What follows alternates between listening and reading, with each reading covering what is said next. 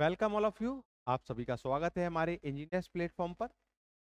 बच्चे, पिछले दो क्लासेस में हमने पीएन जंक्शन डायोड किस तरह से वर्क करता है, किस तरह से डायोड बनता है, उसमें डिप्लीशन लेयर कैसे बनती है, डिप्लीशन लेयर के कारण हमारा जो डिफ्यूजन करंट फ्लो हो रहा था वो किस तरह से रुकता है, how it create the drift current, how the total current is equal to the zero, है ना। फिर हमने पूरे basic of PN junction diode में क्या देखा कि डायोड में लीनियर नॉन लीनियर जंक्शन होता है तो क्या होता है।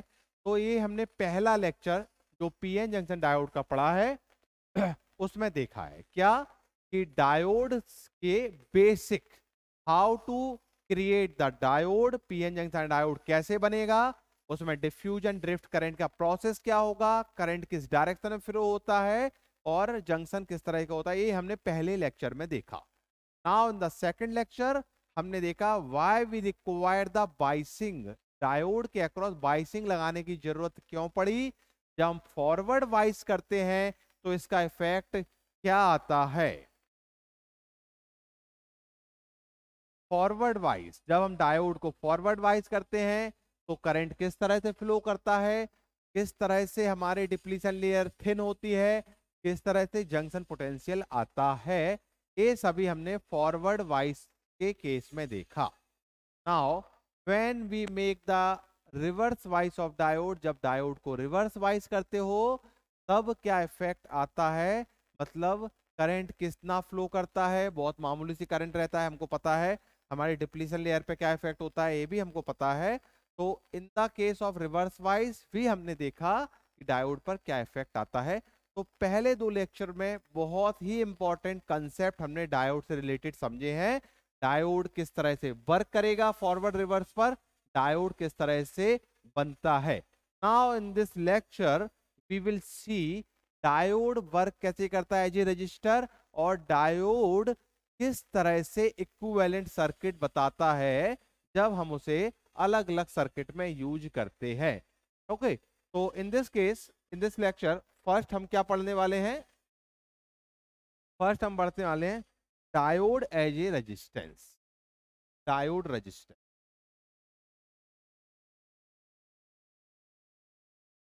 Diode resistance. आपको पता है कि जब हम वोल्टेज लगाते हैं तो करंट किसी तरह से फ्लो कर रहा है, डायोड एक रेजिस्टेंस ऑफर कर रहा है ना। तो वो जो करंट है ना, तो उस लिए वहां पर रेजिस्टेंस होता है, means diode provide the resistance.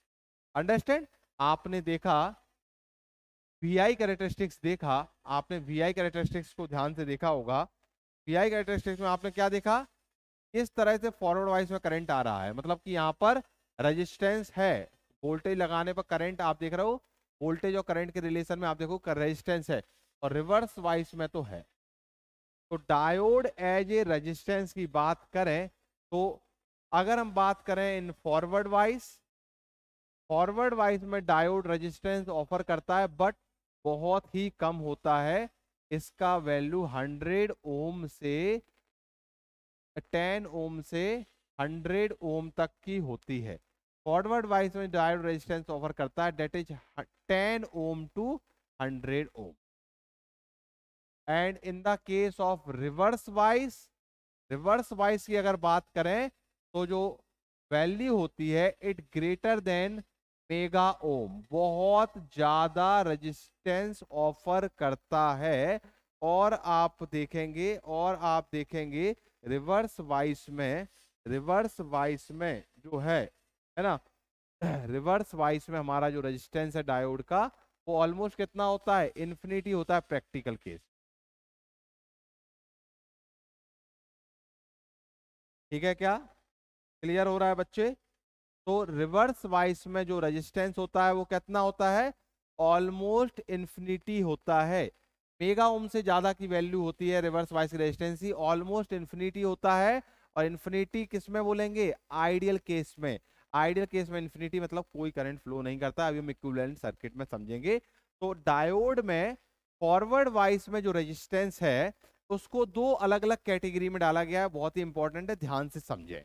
Reverse bias में तो ग्रेटर देन मेगा ओम है। फॉरवर्ड वाइस के रेजिस्टेंस की कैटेगरी को बड़े ध्यान से समझें, है ना। इसमें दो कैटेगरी आती है। पहली कैटेगरी आती है डीसी रेजिस्टेंस। इसका एक और नाम है, मैं सब बता रहा हूं बस अभी तो आप सुनते चलें। इसका एक नाम और है स्टैटिक रेजिस्टेंस। और दूसरी कैटेगरी आती है, डायोड फॉरवर्ड वाइस में ही है, ये दोनों कैटेगरी फॉरवर्ड वाइस में ही आती है। DC resistance, static resistance. दूसरी कैटेगरी है एसी रेजिस्टेंस, और इसका दूसरा नाम है डायनेमिक रेजिस्टेंस।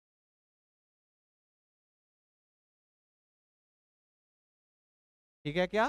अब हम वन बाय वन करके डीसी रेजिस्टेंस और स्टैटिक रेजिस्टेंस को समझेंगे और डायनेमिक रेजिस्टेंस को समझेंगे।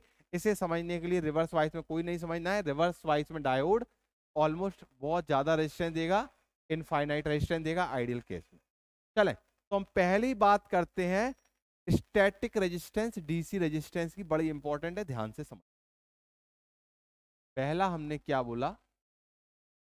DC resistance. देखो इसका ध्यान से सुने बच्चे।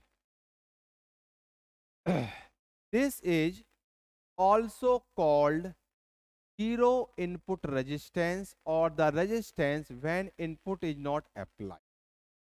मतलब क्या बोला, क्या लिखा है? This is also called zero input resistance। This is also called zero input resistance or resistance when input is not applied, or resistance due to DC analysis. बहुत इंपॉर्टेंट बात इसमें एक समझ में आ रही है कि ये रेजिस्टेंस है जीरो इनपुट के कारण। तो भाई इनपुट जब नहीं दोगे तो रेजिस्टेंस कैसे निकालोगे बच्चे? बेसिक इलेक्ट्रॉनिक्स या आगे चल के इलेक्ट्रॉनिक्स में अगर हम बात करें जीरो इनपुट, इसमें बात करें जीरो इनपुट, तो जीरो इनपुट का मतलब है एसी नहीं दिया जा रहा है। We are not applying the alternating current, AC को अप्लाई नहीं कर रहे हैं। जीरो इनपुट का मतलब ये है, मतलब ये केवल और केवल डीसी के कारण है। इसलिए आप देखो इधर मैंने क्या किया, this is the resistance due to DC analysis. तो पहली बात आपको ये साफ साफ दिख रही है, डीसी रेजिस्टेंस। और इसी का दूसरा नाम क्या बोला मैंने? स्टैटिक रेजिस्टेंस जो है, ये रेजिस्टेंस केवल और केवल डीसी के कारण होता है और इसको जीरो इनपुट। तो यहां एक आपने नई बात समझी, अगर कहीं आपसे लिखा है जीरो इनपुट तो इनपुट मतलब एसी मान के चलते हैं। डिटेल अपन जो एनालॉग सर्किट लगाते हैं, सर्किट में मान के चलते हैं इनपुट क्या फॉर्म में देते हो, क्योंकि आप मान के चलोगे एसी दे रहे हो, ये आपको मिलेगा। आगे भी स्मॉल सिग्नल लार्ज सिग्नल अपन पढ़ेंगे। स्मॉल सिग्नल एनालिसिस मतलब AC analysis, large signal analysis मतलब डीसी एनालिसिस। ओके चले, तो अब हम बात करें कि इसमें रेजिस्टेंस होगा क्या सर? जो रेजिस्टेंस बड़ा आसान है, कोई भी ज्यादा बड़ी बात नहीं है। ये आपका सपोज फॉरवर्ड वाइस में ये आपका VI कैरेक्टरिस्टिक्स होता है। This is the VI characteristic, this is the voltage and this is the current. At any point suppose you want to find the register, resistance इस पॉइंट पे निकालना है। इस पॉइंट पे आपने वोल्टेज लिया V डैश, करंट हो गया I डैश, तो आपका जो रेजिस्टेंस आएगा एट दिस पॉइंट, समझ में आ रहा है कि नहीं आ रहा है? आपका जो रेजिस्टेंस आएगा एट दिस पॉइंट RF जो है, सिंपल सा V dash upon I dash ohm में, इसमें कोई दिमाग लगाना ही नहीं है। जिस पॉइंट पे आपको रेजिस्टेंस चाहिए वोल्टेज और करंट निकाल लो, निकाल दो, simple. This is the static resistance और डीसी रेजिस्टेंस, वेरी इंपॉर्टेंट, ये आगे आपको काम आने वाला। अब अगला जो है हमारा, that is the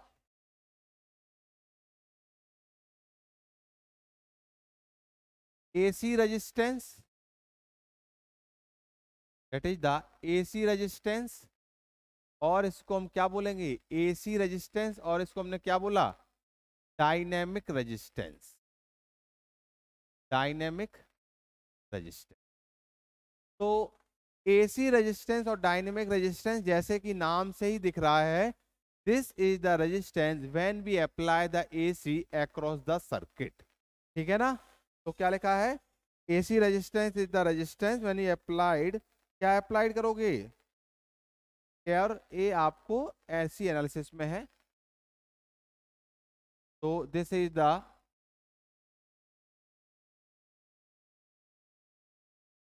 resistance when we apply AC across the circuit. जब आप सर्किट में एसी देते हो तो रेजिस्टेंस आता है, और आप क्या देते हो, this is the resistance, this is the resistance during AC analysis. AC analysis में जो रेजिस्टेंस होता है उसको हम क्या बोलोगे, इसको एसी या डायनेमिक रेजिस्टेंस बोलते हैं। और आपको पता है, अगर आप इसको ध्यान से देखें तो आपको पता है एसी, जरा ध्यान से देखें, this is the voltage and current, और फॉरवर्ड वाइज में देखें जरा, ये हमारा होता है। अब एसी क्या होता है, एसी एक रेंज में रहता है, आपको पता है एसी क्या है, एसी इस तरह से रहेगा, एक रेंज होती है। तो इसका जो रेजिस्टेंस बात करेंगे वो एक रेंज की बात होगी, एक डीवी अपॉन डी आई होगा। ये बात समझ में आई कि नहीं आई, डीवी अपॉन डी आई होगा। अगर मैं बात करूं इस रेंज में रेजिस्टेंस निकालना, that is the del V या डीवी, और इस रेंज में जो करंट आया that is the del I. तो यहां पर जो रेजिस्टेंस की वैल्यू होगी, डायनेमिक रेजिस्टेंस की वैल्यू होगी, that is dV, change in voltage और चेंज इन करंट, या इस तरह से del V upon del I. क्या ये बात समझ में आई, क्या ये बात समझ में आई। तो this is the resistance due to AC analysis, and change in voltage, हमें पता है एसी एक रेंज में चेंज होता है, change in voltage with respect to change in current give the AC analysis, AC resistance, dynamic resistance. अब बहुत important एक इस पे कैलकुलेशन करना है, जरा उसे ध्यान दें। करंट क्या होता है, व्हाट इज द करंट, आपने आई बराबर आई नॉट, ये हमने पढ़ रखा है, ठीक है। अब रेजिस्टेंस क्या होता है, रेजिस्टेंस बराबर dV upon d I, equation number 1 बना देते हैं। अब from this find the d I upon d V, from the given this, आपको आई को वी के रिस्पेक्ट में डिफ्रेंशिएट करना है, जरा करते हैं। I naught e to the power V upon eta V T, है ना, -1 हट जाए, अपॉन ईटा। और आपको पता है, आपको पता है इन फॉरवर्ड वाइज, इन फॉरवर्ड वाइज, फॉरवर्ड वाइज में जो करंट होता है ऑलमोस्ट आपको मैंने बताया था, फॉरवर्ड वाइज में करंट किसके बराबर होता है, यहीं लिख देता हूं, इन फॉरवर्ड वाइज करंट बराबर I naught e to the power V upon eta V T, -1 हट जाएगा, ईटा वी टी केवल बचेगा। क्यों, क्योंकि मैंने आपको कल जो लेक्चर सेकंड लेक्चर पढ़ाया उसमें बताया कि इसकी वैल्यू फॉरवर्ड वाइज में ग्रेटर देन होती है 1 से, इसलिए आप 1 को नेगलेक्ट कर सकते हो। इन फॉरवर्ड वाइज इसको हटा दो, ये बात हमने ऊपर लिख दी, इसको हटा दो, ठीक है। तो फॉरवर्ड वाइज में करंट ये होता है। तो अब आप जरा इसमें अगर वैल्यू को पुट करें तो डी आई अपॉन डी की वैल्यू क्या आ गई, डी आई अपॉन डी की वैल्यू आ गई आई अपॉन ईटा वी टी, आई अपॉन ईटा वी टी आपकी डी आई अपॉन डी की वैल्यू आ गई। याद रखना इंपॉर्टेंट है फ्रॉम द इक्वेशन नंबर 2। और अगर मैं इसमें रख दूं तो आपका कितना रेजिस्टेंस आएगा, resistance is equal to, resistance आएगा eta V T upon I. This is the question आते हैं बच्चे इस पे, this is the dynamic resistance of diode.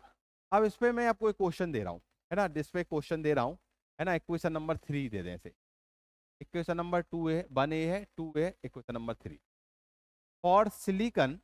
Suppose question है, ध्यान से देखें,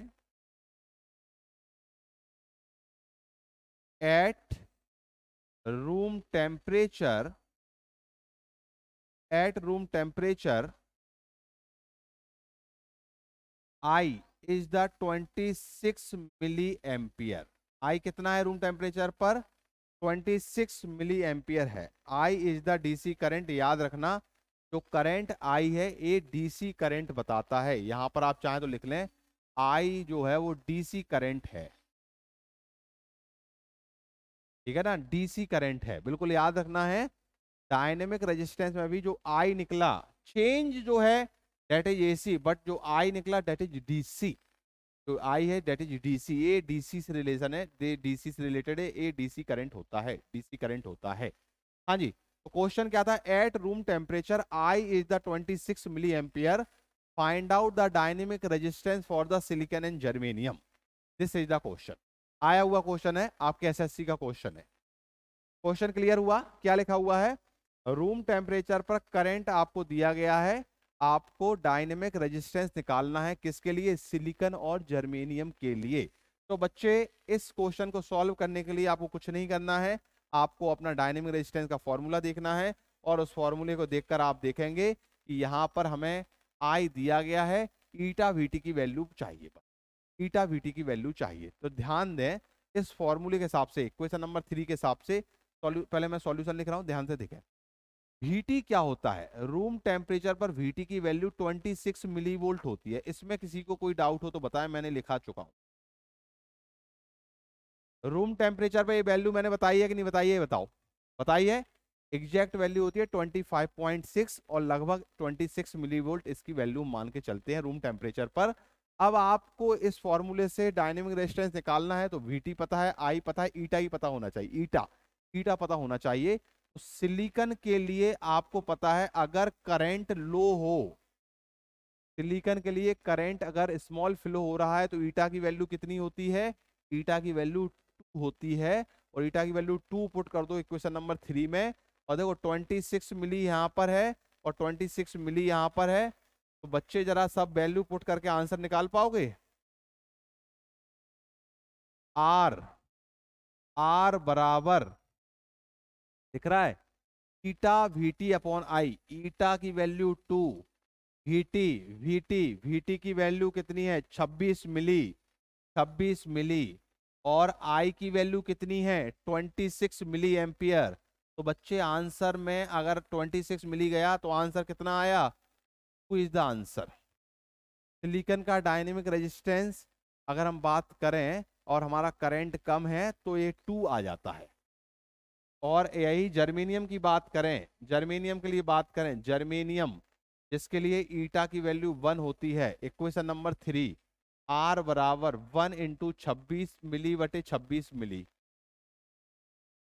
आर की वैल्यू 1 होती है। क्या समझ में आया? अगर सिमिलर करंट है, बड़े ध्यान से समझें, for the similar current dynamic resistance of silicon is greater than the dynamic resistance of germanium. एक इक्वल करंट के लिए हमने इक्वल करंट के लिए वैल्यू निकाली, हमने इक्वल करंट के लिए, करंट हमारा कांस्टेंट था, इक्वल था दोनों के लिए। तो क्या समझ में आया? अगर करंट स्मॉल है और इक्वल है, अगर करंट स्मॉल है और इक्वल है, लार्ज होगा तो बराबर होगा। क्या लिखा हुआ है? ध्यान से देखो, क्वेश्चन आया हुआ है, if current is small then dynamic resistance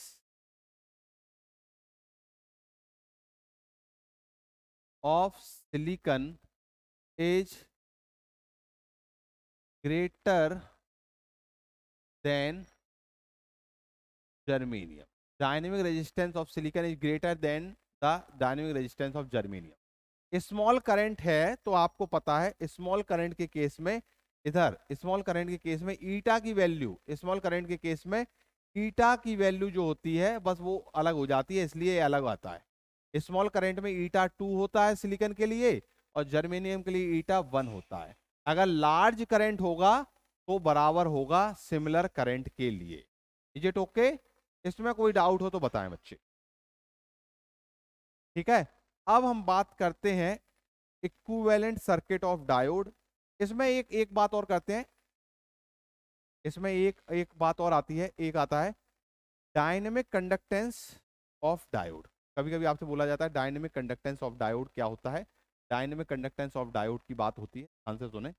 तो आपसे डायनेमिक कंडक्टेंस ऑफ डायोड में यही लिख देता हूँ, आगे चल के जब मैं आपको डिफ्यूजन कैपेसिटेंस पढ़ाऊंगा तो डिफ्यूजन कैपेसिटेंस में ये बात बताऊंगा कि आपको मैंने पहले बता चुका हूँ, याद रखना है अभी यहाँ से। डायनेमिक कंडक्टेंस, डायनेमिक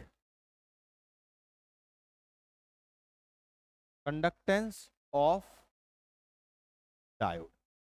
कंडक्टेंस आपको पता है रेजिस्टेंस का उल्टा होता है। Conductance is equal to 1/R। What is the R? R is the dynamic resistance. तो ये क्या हो जाएगा, d I upon d V हो जाएगा। Dynamic conductance d I upon d V हो जाएगा। और d I upon d V की वैल्यू अभी आप निकाल चुके हो, इक्वेशन नंबर कहाँ गया, d I upon d V की वैल्यू इक्वेशन नंबर 2 से I upon eta V T आप निकाल चुके हो, I upon eta V T आप निकाल चुके हो। तो इसकी वैल्यू क्या हो जाएगी, डायनेमिक कंडक्टेंस की वैल्यू आई अपॉन ईटा वी टी। बहुत इंपॉर्टेंट है, आगे चल के मैं आपको पूछूंगा, है ना। क्या निकल के आया, आई अपॉन ईटा वी टी। आई अपॉन ईटा वी टी आपके डायनेमिक कंडक्टेंस की वैल्यू है। और इसमें आपको पता है आई डीसी करंट है, ईटा हमारा रिकॉम्बिनेशन फैक्टर है, V T is the thermal voltage और temperature equivalent to the voltage. ठीक है, अब हम नई बात करते हैं इक्विवेलेंट सर्किट ऑफ डायोड, जो कि इंपॉर्टेंट है ना। Equivalent circuit of diode very important, please listen carefully.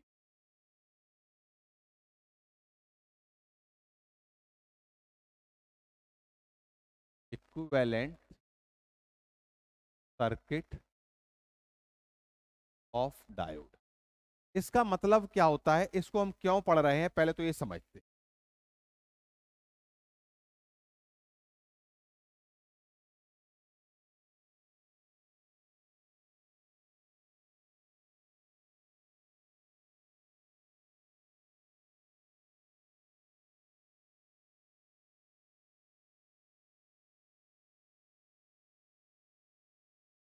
Equivalent circuit of diode का मतलब क्या होता है, समझते हैं पहले। फर्स्ट ऑफ ऑल, जैसे हम एक कोई सर्किट बना रहे हैं, पहले मैं आपको ये समझाना चाह रहा हूं कि ये पढ़ते की जरूरत है।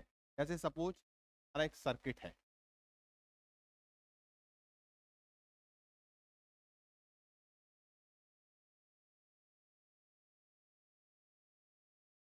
This is the circuit, here we have the two different diode, सबकी अलग अलग वैल्यू 10 है। अब आपको डायोड के सर्किट सॉल्व करना है, और डायोड के इक्विवेलेंट सर्किट आपको पता होना चाहिए। if we want to solve the diode circuit, then we have to know the equivalent circuit of diode। Diode के इक्विवेलेंट सर्किट क्या होते हैं, है ना। कि डायोड को जब आप रिप्लेस करोगे तो सर्किट में किसी से रिप्लेस करोगे ना, रजिस्टर, वोल्टेज या इक्विवेलेंट, दोनों का कॉम्बिनेशन, ये सब। इसीलिए इक्विवेलेंट सर्किट पढ़ रहे हैं। और डायोड के इक्विवेलेंट सर्किट हम दो वाइसिंग में पढ़ते हैं, फॉरवर्ड में अलग बिहेव होता है, रिवर्स में अलग बिहेव होता है। ओके, तो आपको आई होप समझ में आ गया होगा जरूरत क्यों पड़ी, डायोड सर्किट को सॉल्व करने के लिए हमें इक्विवेलेंट सर्किट की जरूरत पड़ी। तो अब हम इक्विवेलेंट सर्किट को सबसे पहले बात करते हैं इन फॉरवर्ड वाइस। फॉरवर्ड वाइस में इक्विवेलेंट सर्किट हम पढ़ते हैं, किस तरह से इक्विवेलेंट सर्किट आएगा फॉरवर्ड वाइस में, समझते हैं बच्चे, ध्यान से दें। फॉरवर्ड वाइस में जो करंट फ्लो होता है और जो वीआई कैरेक्टरिस्टिक्स है, मैं आपको सब समझाता जाऊंगा, ध्यान से देखें। तो फॉरवर्ड वाइस में पहला आ गया आपके सामने प्रैक्टिकल, प्रैक्टिकल केस। डायोड हमारा फॉरवर्ड वाइस में और हमारा प्रैक्टिकल डायोड है। फिर हम एक आइडियल केस लेंगे, अभी कौन सा ले रहा हूं मैं, प्रैक्टिकल केस ले रहा हूं। और प्रैक्टिकल केस में आप देखेंगे डायोड का जो वीआई कैरेक्टरिस्टिक्स आपने पढ़ा है, डायोड का जो वीआई कैरेक्टरिस्टिक्स आपने पढ़ा है इन द प्रैक्टिकल, वो ऑलमोस्ट आपने इस तरह से देखा,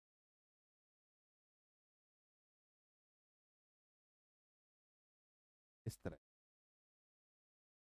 this is the practical VI characteristics of the diode. On this base आप देख सकते हो यहाँ पर रेजिस्टेंस है। What is the resistance? आप देखो चेंज इन वोल्टेज, वोल्टेज में चेंज होने पर कुछ करंट चेंज हो रहा है, इसलिए यहाँ पर आपको रेजिस्टेंस देखने को मिलेगा। और कट इन वोल्टेज है। तो अगर आपका डायोड ए है, डायोड इस तरह से, दिस इज द डायोड, ए आपका पी है, ए आपका एन है। तो प्रैक्टिकल केस में इक्विवेलेंट सर्किट किस तरह से होगा? प्रैक्टिकल केस में इक्विवेलेंट सर्किट, पहले तो आपकी ये कट इन वोल्टेज के बराबर बैटरी, और वी गामा आपको पता है 0.7 फॉर द सिलिकन और 0.3 0.2 for the germanium. And the forward bias में जो रेजिस्टेंस आएगा that is the R F. This is the a DC resistance और फॉरवर्ड रेजिस्टेंस की बात हो रही है। This is the cut in voltage, R F is the DC resistance, this V gamma is the cut in voltage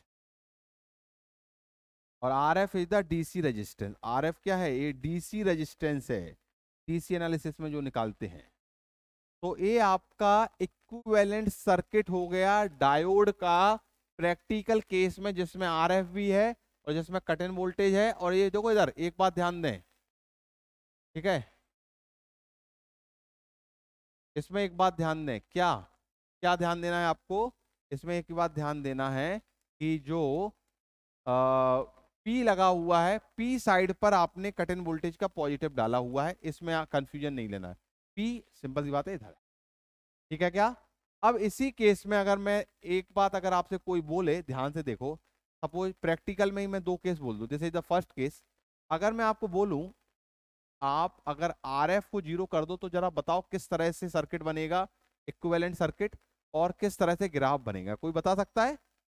यहां पर R F ले रहे हो, प्रैक्टिकल में ही दो केस है, ए जिसमें आर एफ लिया है, इसमें R F is not equal to 0, in this case R F is equal to 0। कोई बता सकता है आर एफ जब 0 है, आर एफ जब 0 है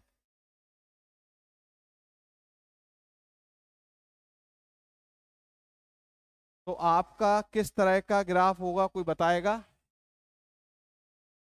VI graph will be like this, is it okay और नॉट?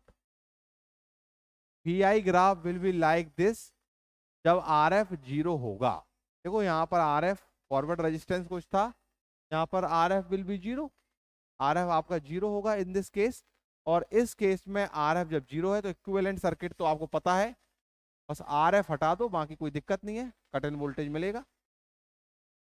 Is it okay? क्या ये समझ में आया? आपको सिंपल सा कट इन वोल्टेज मिलेगा, एक battery equal to the V cut in voltage, V knee voltage के बराबर मिलेगी। तो प्रैक्टिकल केस में फॉरवर्ड वाइज जो आपने किया है, practical case in forward bias, a diode रहेगा equivalent circuit, R F not equal to 0 in this. अब आइडियल केस में, फॉरवर्ड वाइज में, आइडियल केस में ध्यान से देखें, फॉरवर्ड वाइज, आप फॉरवर्ड वाइज में ही हो और आइडियल केस में बात कर रहे हो, ध्यान से देखें। इन फॉरवर्ड वाइज अब हम बात कर रहे हैं हमारा आइडियल केस। हमारा कौन सा केस है? आइडियल। बड़े ध्यान से सुने बच्चे, आइडियल केस, ठीक है। पिछले थे हमारे कौन से? फॉरवर्ड वाइज में प्रैक्टिकल, प्रैक्टिकल में ये होता है। अब हमारा है आइडियल। आइडियल केस में डायोड किस तरह से बिहेव करेगा, प्लीज लिसन केयरफुली। पहले तो मैं आपको VI कैरेक्टरिस्टिक्स बता दूं, this is the V, this is the I। भाई VI कैरेक्टरिस्टिक्स अगर आप देखें तो आइडियल केस में डायोड वर्क करता है as a short circuit close switch. ध्यान से देखें, in ideal case diode work as a close switch और शॉर्ट सर्किट। जब आइडियल डायोड है आपका, आइडियल केस, आइडियल डायोड है, तो डायोड केवल इस तरह का होगा, ये स्विच क्लोज हो गया, या आप इस बात को ऐसे समझ सकते हो केवल शॉर्ट सर्किट हो गया। तो जहां जहां डायोड लगा है सर्किट में, आप बस शॉर्ट सर्किट कर देना, इक्विवेलेंट सर्किट कुछ नहीं होगा, शॉर्ट सर्किट हो जाएगा आइडियल डायोड का। क्या ये बात क्लियर हुई? आइडियल डायोड के लिए इक्विवेलेंट सर्किट कुछ भी नहीं है, केवल आपको शॉर्ट सर्किट करना है, केवल आपको शॉर्ट सर्किट करना है। क्लियर? और आपने इधर देखा करंट जैसे ही 0 से ऊपर हुआ, बिल्कुल मामूली 0.0000 करंट फ्लो होने लगेगा, current will start to flow. Understand? Now now in reverse bias, diode को आप रिवर्स वाइज में भी लेते हो, in reverse bias, in reverse bias, reverse bias में क्या होता है इसको ध्यान दें। इन रिवर्स वाइज आपको प्रैक्टिकल एंड आइडियल, अगेन दो केस पढ़ेंगे इन रिवर्स वाइज। पहला है प्रैक्टिकल, इन रिवर्स वाइज पहला हम क्या पढ़ने वाले हैं, प्रैक्टिकल। तो प्रैक्टिकल केस में क्या है, आपका जो डायोड है वो रिवर्स वाइज में बहुत ही मामूली सा करंट देता है। आपको पता है ये करंट माइनॉरिटी चार्ज कैरियर के कारण होता है, इसको रिवर्स सैचुरेशन करंट बोलते हैं। इन रिवर्स वाइज प्रैक्टिकल में आप देखते हैं आपको बहुत लार्ज रेजिस्टेंस मिलेगा, बहुत स्मॉल करंट मिलेगा। हाई वैल्यू का resistance, large resistance, small current. तो प्रैक्टिकल केस में आपका जो डायोड है, आपका जो डायोड है, प्रैक्टिकल डायोड जो है, प्रैक्टिकल जो डायोड है रिवर्स वाइज में सिंपल एक रजिस्टर देगा और जिसकी वैल्यू मेगा ओम में होगी, जिसकी वैल्यू मेगा ओम के रेंज में होगी, प्रैक्टिकल केस। अब हम बात करते हैं आपका आइडियल डायोड है या आइडियल केस में आपका डायोड रिवर्स वाइज में कैसा होता है। इन द आइडियल केस, अगर हम आइडियल केस की बात करें तो आइडियल केस में पहले मैं वीआई कैरेक्टरिस्टिक्स बताता हूं, आपको पता है, फिर करंट किस तरह से फ्लो होगा और फिर क्या इक्विवेलेंट सर्किट होगा वो डिस्कस करेंगे। आइडियल केस में आपका करंट 0 होता है।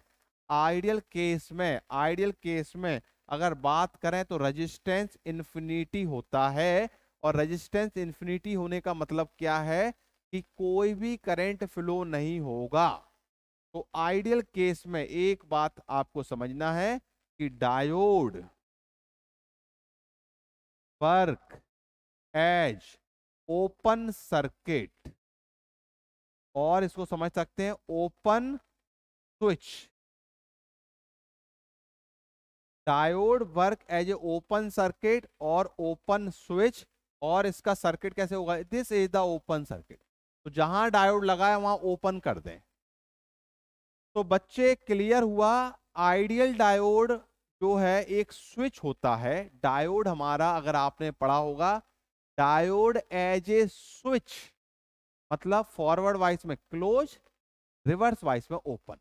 ये आइडियल डायोड की बात होती है ना। आप पढ़ते हो diode as a on off device, है ना, आपने सुना होगा डायोड एक ऑन ऑफ डिवाइस है, डायोड एक स्विच है, ठीक है। बट ये आइडियल डायोड की बात है, एक क्लोज और ओपन होता है आइडियली। बट प्रैक्टिकली आप देखेंगे रिवर्स वाइज में बहुत ज्यादा रेजिस्टेंस मिलता है, और फॉरवर्ड वाइज में हम बात करें, फॉरवर्ड वाइज में हमें प्रैक्टिकली यहाँ पर रेजिस्टेंस और बैटरी दोनों देखने को मिलती, ठीक है। अब एक और बात है, जैसे सपोज आपने एक सर्किट पढ़ा, इसमें डायोड एक तो आप पता कर सकते हो कि इसके साथ वोल्टेज कितने हैं, इधर वोल्टेज ज्यादा है, इस पॉइंट पर वोल्टेज निकाल लो, इस पॉइंट पर वोल्टेज निकाल लो, पता कर लो डायोड फॉरवर्ड है और रिवर्स, और इसकी इक्विवेलेंट सर्किट निकाल दो। और डायोड में करंट किस डायरेक्शन में फ्लो हो रहा है उसके बेस पर। अब मैं क्या हूं, नया कंसेप्ट बता रहा हूं, पुराने कंसेप्ट जो है आप पढ़ चुके हैं। अब हम बात कर रहे हैं कि डायोड फॉरवर्ड में है कि रिवर्स में, ये पता कैसे करेंगे सर। अभी जो समझाया वो कंप्लीट, अब उसका कोई इससे रिलेशन नहीं है आगे। अब रिलेशन क्या है, क्या बताने जा रहा हूं मैं, कि डायोड को कैसे पता करोगे वो फॉरवर्ड में है कि रिवर्स में है। समझ में आ रहा है? बहुत इंपॉर्टेंट क्वेश्चन है, जब हम एनालॉग सर्किट पढ़ेंगे तब इसकी बात करेंगे। क्या बताया मैंने कि डायोड जब फॉरवर्ड वाइस में है उसको पता करने के दो तरीके, पहला Vp ग्रेटर देन Vn है तो फॉरवर्ड वाइस में है, और दूसरा डायोड में करंट अगर P2N जा रहा है, दूसरा हम करंट से पता करते हैं, if current is P2N direction then in forward bias. कैसे पता किया डायोड फॉरवर्ड वाइस में है? कि डायोड को फॉरवर्ड वाइस में पता करने के लिए, डायोड फॉरवर्ड वाइस में है ये पता करने के लिए हमने क्या देखा, हमने देखा पहले वोल्टेज को पता कर लिया, पी और एन में वोल्टेज में क्या रिलेशन है, VP greater than V N है तो ठीक है, कोई दिक्कत नहीं है, फॉरवर्ड वाइस में है ना। और अगर इफ करंट पी से एन है, दूसरा हम बात करते हैं करंट के बेस पे, करंट की डायरेक्शन ए है तो फॉरवर्ड वाइस है ना। वोल्टेज और करंट दोनों से पता कर सकते हैं जिससे भी हमें सर्किट में सहूलियत हो। अब रिवर्स वाइस में डायोड है तो कैसे पता पड़ेगा, रिवर्स वाइस में डायोड है पता पड़ेगा पहले तो वही, अगर पी पर वोल्टेज एन से कम है तो पता पड़ गया कि डायोड हमारा रिवर्स वाइस में है, सर्किट में हमें ये पता करना है। और करंट के बेस पर भी पता कर सकते हैं। हम क्या पढ़ रहे हैं बच्चे, कंफ्यूज नहीं होना है, हम पढ़ रहे हैं कि डायोड को किसी सर्किट में कैसे पता करें कि वो फॉरवर्ड में है कि रिवर्स में है। इसको पता करने के लिए दो तरीके हैं, या तो इसके पी और एन पर वोल्टेज पता कर लो, या डायोड में किस डायरेक्शन में करंट जा रहा है वो पता कर लो, है ना। ये पता कैसे करेंगे, सर्किट को सॉल्व करके, ठीक है।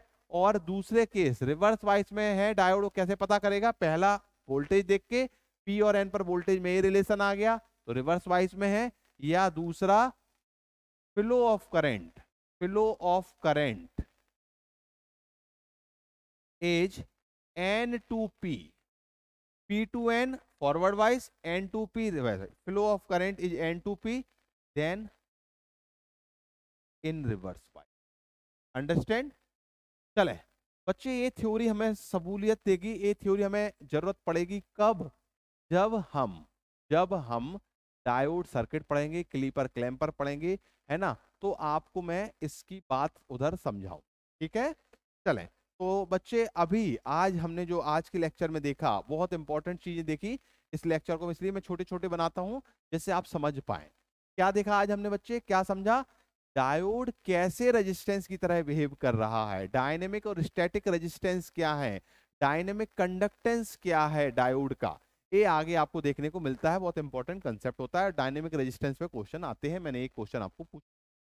फिर हमने देखा कि डायोड को जब सर्किट में हम सॉल्व करते हैं, डायोड जब सर्किट में लगा रहता है तो उसके इक्विवेलेंट सर्किट की जरूरत पड़ती है। तो फॉरवर्ड वाइस में क्या इक्विवेलेंट सर्किट था, प्रैक्टिकल और आइडियल केस में, और रिवर्स वाइस में क्या इक्विवेलेंट सर्किट था, प्रैक्टिकल और आइडियल केस में। और आइडियल केस का मतलब है आपसे ये भी बोला जा सकता है आइडियल डायोड, आइडियल केस मतलब आइडियल डायोड, ठीक है बच्चे।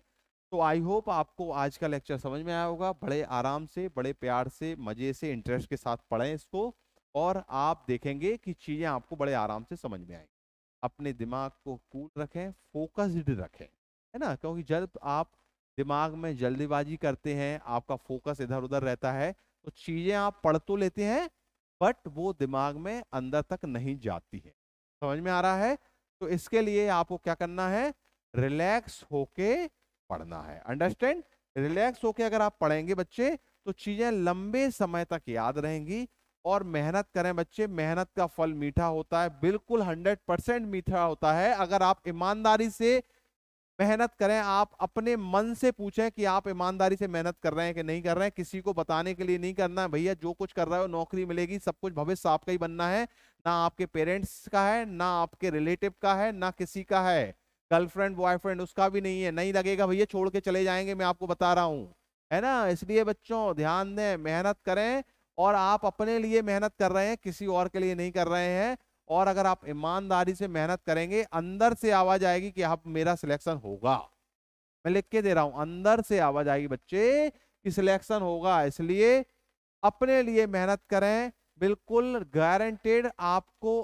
सिंपल सी बात है, अगर आप सफल होंगे, सक्सेस होंगे, तो सबसे ज्यादा खुशी आपके माताजी पिताजी पेरेंट्स होगी, फिर आपके रिलेटिव भाई बहन, आपके जिसके भी हो भाई, गर्लफ्रेंड बॉयफ्रेंड उसको होगी। बट आपको कुछ समय बाद लगेगा कि ये सब चीजें आपने अपने लिए की हैं, क्योंकि अगर आप नहीं हो रहे हो तो सबको दुख होगा ही होगा, अल्टीमेटली आप अपना करियर बर्बाद कर रहे हो। ठीक है, तो बच्चे ईमानदारी से मेहनत करें, जी तोड़ मेहनत करें, सिलेक्शन होगा। चलें, आज का लेक्चर हम यहाँ पर ब्रेक करते हैं, बाइंड अप करते हैं, रोकते हैं। नेक्स्ट क्लास में हम पढ़ने वाले हैं डायोड एज अ कैपेसिटर, जो कि इंपॉर्टेंट है। डिफ्यूजन कैपेसिटेंस और ट्रांजिशन कैपेसिटेंस, दो कंसेप्ट आते हैं, वो हम अगली क्लास में पढ़ेंगे। मिलते हैं अगली क्लास में। नमस्कार, धन्यवाद, मेहनत करें, सिलेक्शन होगा।